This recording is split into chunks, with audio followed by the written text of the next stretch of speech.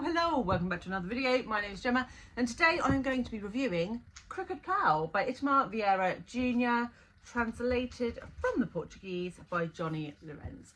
So this book has very recently been longlisted for the International Booker Prize. Depending on when I get this edited, it may have been shortlisted, I'm not sure, and I wanted to talk about it. So this book actually took me a bit by surprise.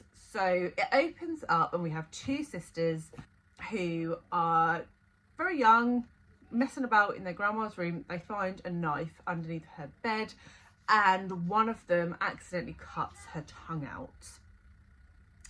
And it's very cleverly done because this book is broken down into three sections. So the first section is told by one sister, the second sister is told by the other sister, and then the third section is narrated by a different sort of almost omniscient narrator. But through the first half we never really find out which sister cut her tongue out, and it's just really cleverly done. And this book is set in Brazil on a plantation, and it is not long after emancipation of slaves has happened, or legally it has happened, but in reality slavery is still very much a thing. And so we're following this community of black slaves on a plantation who have pretty much nothing, and what they do have, what they are able to grow, what they are able to produce is largely taken from them. This book very much gave me John Steinbeck vibes in the sort of rural setting, the description of landscape, the bleakness of tone, which worked very well for me because I love John Steinbeck. But it also gave me Marlon James vibes. So if anyone's read the Book of Night Women, the sort of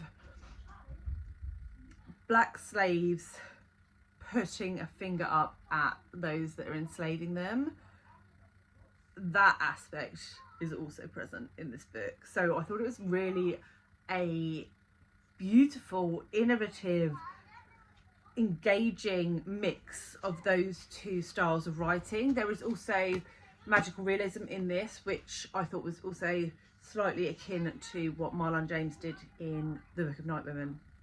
It's quite low level, but it is there, and it just adds this sense of otherness to the book, this sense of a community that I as the reader, myself as the reader, can never truly understand. And there's this almost distance between what I'm reading and what the characters are experiencing, which I think was beautiful to read, this understanding of a different culture and a different community to anything that I've experienced before.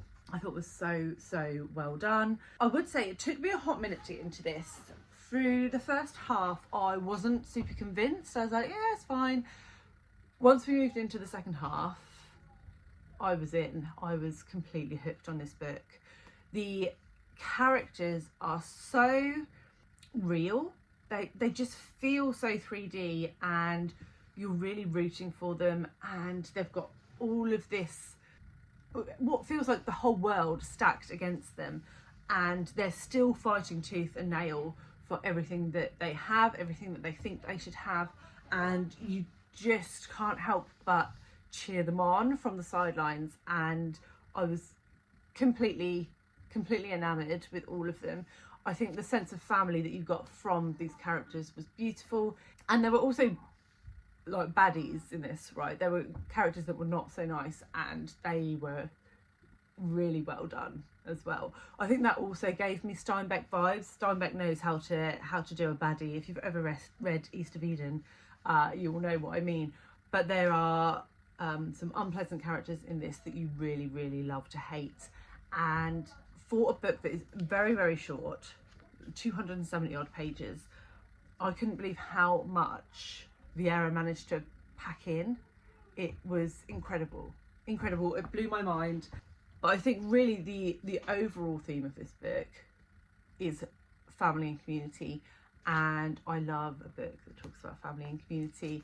It also taught me things that I didn't know about the slavery system in Brazil and how that presented itself, and it also talked about sort of the intersection between the Black community and the Indigenous community, and almost this preference to be Indigenous because it allowed you more rights, which I hadn't ever considered before, and thought was a really interesting nugget of history, really. So what I'm saying is this book is excellent. I'm not sure I love the cover, but what I do love is a rural setting, which this had, excellent characters, which this had, a book that teaches me something, which this did, and a book that just surprises me in all of the best ways. So if those are the sorts of things that you're looking for in a book, then really you need to pick this up. If you have read it, I'd love to know your thoughts. This is the first book that I have read from the International Booker, so we'll see if I get to any more.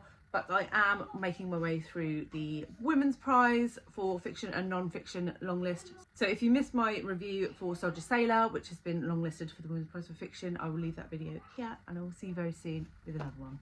Bye guys.